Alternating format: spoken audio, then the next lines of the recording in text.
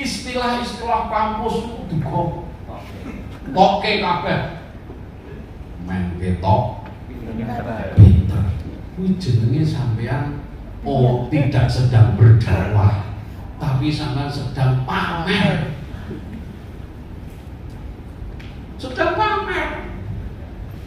ya toh orang itu inilah makanya kata-kata dari mulai kata-kata ini harus dipilih yang baik. Tentu saja kalau kita mau menyapa orang yang lebih sepuh, usianya berapa Pak? 64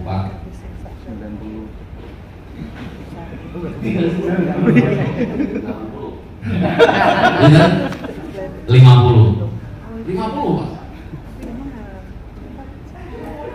Saya malu Pak.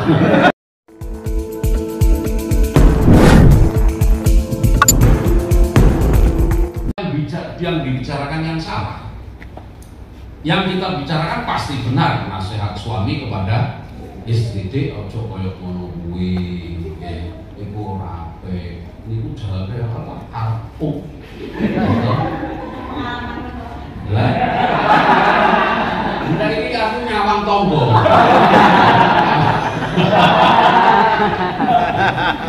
Oh, kalau istri saya enggak beda. Masya Allah. Dewe-dewe loh, ngono gitu kandani ya toh. Ngomong mantap. Lah kenapa? Mungkin karena kita kadang-kadang apakah bagaimana cara kita bicara, apa waktunya kurang tepat, atau mungkin situasinya yang memang tidak mendukung. Jilid 2 di halaman 16. Ini penting sekali Pak. Saya ketika membaca ini ada dawuhnya Imam Athaillah begini. Tasbihu anwarul hukama'i aqwalahu fahaitsu sara at-tanwiru wasalat ta'biru. Para ahli-ahli hikmah, ulama itu di sini artinya ya ulama-ulama ahli tentang ilmu hati. Itu tasbiqu anwarul hukama aqwalahu. Orang-orang hebat, ulama-ulama top itu kalau mau bicara Pak, sudah didahului dengan anwarul qulubi, didahului oleh sinar hatinya. Maka fahaitsu sharat tanwiru wasalat tahbir. Maka ketika pencahayaan, penyinaran hatinya sudah terang, maka takbir, ungkapan-ungkapan itu akan bisa nyampe ke telinganya atau ke hatinya para pendengar. Terus disarai di sini al-hukama humul arifun billahi ta'ala al-alimuna bihi. Fa idza aradu irsyada ibadillah ta'ala wa nasihatahum bi idznillah ta'ala sabaqat anwaru qulubihim ila Allah ta'ala bil lajai wal iftiqari ilaihi fi an yatawalla lahum amra qulubi ibadi. Nah, ini yang penting Pak, para dai. Kita pidato itu tidak seperti pidatonya para politisi. Dakwah itu bukan hanya pidato seperti pidatonya presiden atau pidatonya bupati.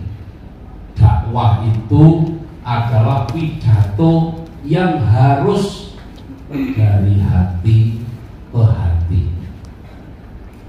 Ada ungkapan dalam bahasa Arab itu al-qalbu lil qalbi dari, ya, hati. Kalau kita bicara dari hati kita Pak, maka hati yang diajak bicara itu akan ketemu.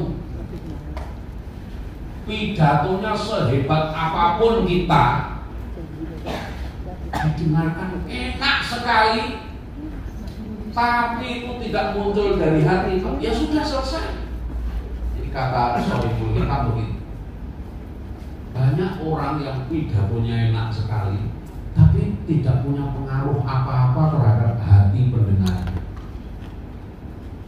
Kita kan, tapi coba saya contohkan tadi, kita kalau habis ngaji pendiri, meskipun pidatonya biasa-biasa saja, intonasinya biasa-biasa saja, tapi kalau karena yang ceramah itu dari hati, nur hatinya itu sudah mendahului ucapannya, maka ibarat anak panah itu dia langsung menghunjam ke hati pendengar.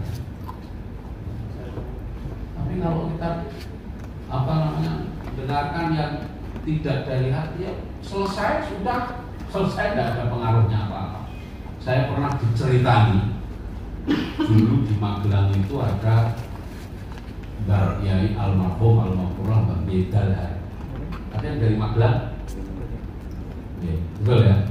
Dan Magelangnya mana? Utaranya Magelang. Konon waktu itu saya tenang. Ketika di Magelang ada acara NU, dulu istilahnya rapat akbar di lapangan, ada pengumuman nanti yang akan ceramah adalah Mbak. Semua orang menunggu Pak ceramahnya beliau. Apa yang terjadi? Begitu sudah acara inti, selanjutnya acara inti Mau'idhah Hasanah yang akan disampaikan oleh Al-Mukarram Simbah Kiai Dalhar. Semua orang sudah siap neng-leng ke. Apa yang terjadi? Pidatonya tidak ada satu, tidak ada 5 menit. Salam, iftitah, terus katanya, ini kata yang cerita dengan saya, dia mengatakan, sederek-sederek. Namun ini kebetulan ceritanya tentang NU, bagi yang tidak NU mohon maaf. Kebetulan Mbak Dalhar itu pidatonya begini, sederek-sederek, jenengan sedaya termasuk anggota NU toh. Mugi-mugi selamat dunia akhirat. Wassalamualaikum warahmatullahi wabarakatuh.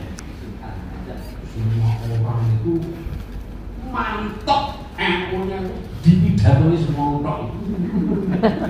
Sampean Pak diundang pengajian ceramah ngomongnya tamplengi panitia.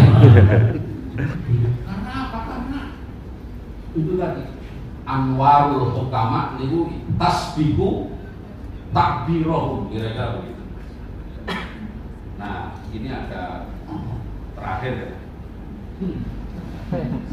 Terakhir. Ini halaman 19 Pak. Ada pertanyaan, ini menarik. Qila li Hamdun Ahmad bin Imarah Al-Qassar. Ditanyakan kepada Syekh Hamdun. Pertanyaannya begini, ma balu kalamis salafi anfa'u min kalamina. Yai, kenapa sih ucapan-ucapan ulama-ulama salaf itu kok lebih bermanfaat daripada omongan kita? Mereka itu omongannya sedikit tapi bermakna. Kita omongnya banyak, nggak ada manfaatnya. Ini jawabannya penting untuk kita para mubaligh. Qala li'annahum takallamu li'izzil Islam wa najatin nufus wa ridhar rahman wa nahnu natakallamu li'izzin nafsi wa talabid dunya wa qabulil khalq. Allah, ini jawaban kita. Hari ini terjadi, ya kan? Jawaban Hamdun ini. Mereka ulama-ulama dulu itu, mengapa omongannya lebih bermanfaat daripada omongan kita? Li'annahum takallamu li'izzil Islam. Mereka kalau bicara itu tujuannya adalah li'izzil Islam. Kita li'izzin nafsi. Kita untuk membesarkan diri kita, bukan membesarkan Islam. Ya kan? Ini maaf, kita bicara secara hakiki, ya kan? Lalu yang kedua, mereka bicara wanajatin nufus. Mereka bicara karena ingin demi keselamatan jiwa dan keselamatan hati kalau kita lihat di dunia. Terus yang terakhir, mereka bicara waridor rahman, waliridor rahman. Kita bicara liqabulil khalqi. Kita bicara hanya karena kita ingin diterima oleh manusia. Kita hanya ingin bicara retorika yang sangat bagus. Tujuannya hanya ingin mengaku dikenal ceramahnya kepenak. Itulah mudah-mudahan menjadi renungan kita. Assalamualaikum warahmatullahi wabarakatuh.